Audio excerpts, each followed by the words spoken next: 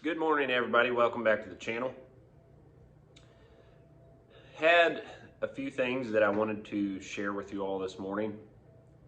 Some different things that I'm in the middle of reading, and it kind of all culminated to one central idea or thought that really hit home for me today and where we're at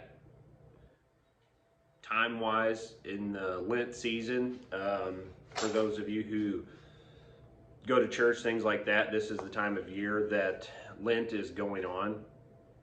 That currently it's February 18th, so if that gives you some idea, I don't know when you watch this video.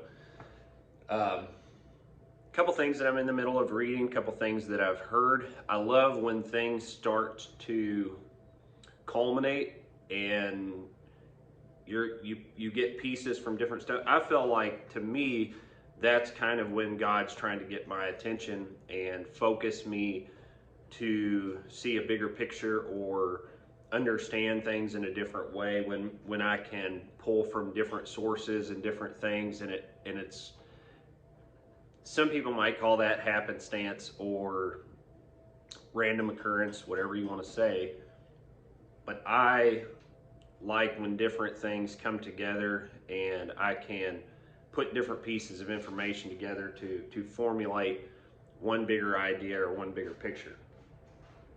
So the things that have culminated to make me kind of stop, reflect, to focus. It's been kind of a weird last week and a half. There's been a few people that I know that's had some health stuff going on. A family member that got some bad news over basically a terminal cancer diagnosis. Some family friends that our daughters are friends. Husband had been battling basically brain cancer and lost his battle with it this past week. So some of that stuff has set heavy on me. And then the other things that I'm in the middle of reading, it all just kind of hit home with me, that the Lent season, and trying to just slow down, think about things. What's the bigger picture? That being said, the stuff that kind of gave me the idea for this video, currently in the middle of reading another one of Bill O'Reilly's books. It's Killing Jesus, the Bill O'Reilly book. So that, combined with the Lent season, combined with a couple of other things that I've listened to and I've seen and I've heard recently. Some people might have seen it, and it kind of keeps coming up on Facebook and some different stuff, this correlation to Rome and current times, where we're at as a country, some of the things that led to the fall of Rome. I've always found that to be kind of a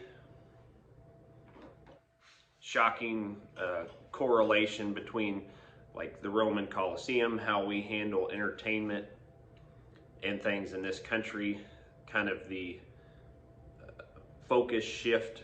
Hey, kind of look over here. Keep people distracted. That's what it seems like to me. Like I said, those things kind of kept coming back up. It was really strange. The other night I had seen one. I was actually sharing it with my dad. The guy was talking about all the things that led to the fall of Rome, how oddly correlating they are with where we're at currently. And then I picked this book up the other night and opened up where I had stopped at in Killing Jesus. And literally it goes down and it's talking about the time of Caesar, and it goes straight into the fall of Rome. And I thought, well, that's really strange. We literally were just talking about this. Again, all those things in my head, tie together to formulate one bigger picture.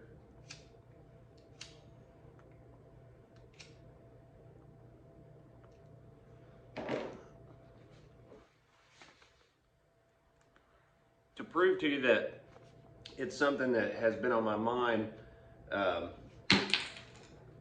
It's something that has been on my mind. Oh, a good place to set that down. Probably 2 months ago, I had written in my journal just kind of a theological thought, if you will.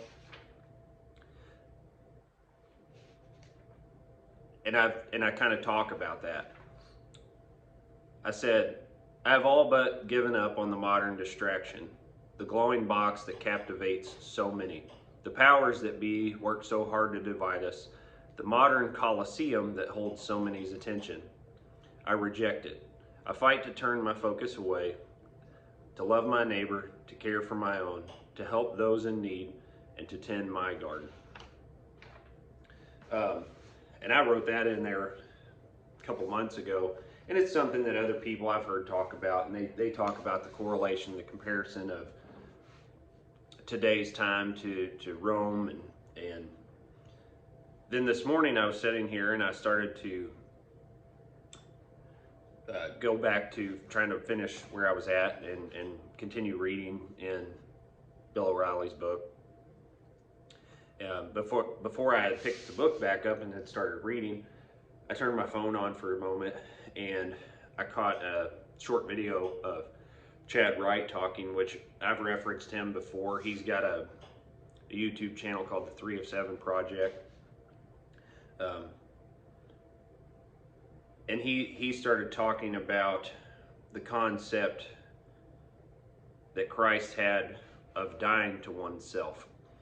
And I just kind of stuck on that for a moment and spent some time reflecting on what does that mean? And it's Lent. I'm reading these other things. What does that mean to die to ourselves, to see the bigger picture? And I spent some time in it, that headspace. Thought I'm going to put the book down for a moment. Just spend some time and kind of pray on that, meditate on that. And as I did, it all just kind of makes one bigger picture for me. The things that I've been reading, the discussion of the correlation between current times in Rome, and how that idea of dying to oneself can be translated even into us as a society, as a country as a whole. It also correlates into my reflection on myself and bettering myself during the Lent season. So I just thought about it and meditated on that for a moment, and it really struck me. It hit home, and I thought, okay, I'm going to get up. I'm going to go out to the garage. I'm going to turn the camera on, and it was profound to me at the moment, and I wanted to share that with you all.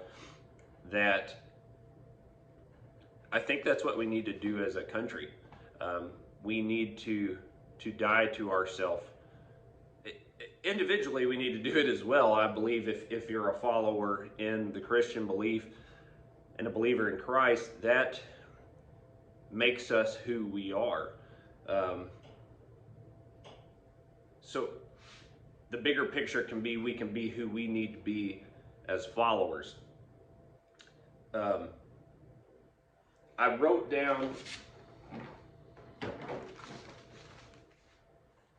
that actual part that's shared in the Bible, or that passage, but again, it's shockingly correlating to where we're at as a country for me, of something that we need to address, something that we need to do as individuals, something that we need to do as a country. It says Jesus made it clear that if we follow him, it will cost us something. It cost us a cross. The passage is in Luke 9:23. If you want to follow him, you will have to die to self daily. And by dying, you actually live. Jesus said, I am the resurrection and the life. He who believes in me, though he may die, he shall live. And the takeaway from that is when you receive Christ as your Savior, your old self's crucified. It's gone. And you live. This is known as the great exchange. Your life for his. When you die to self daily, you begin living the power of the resurrection.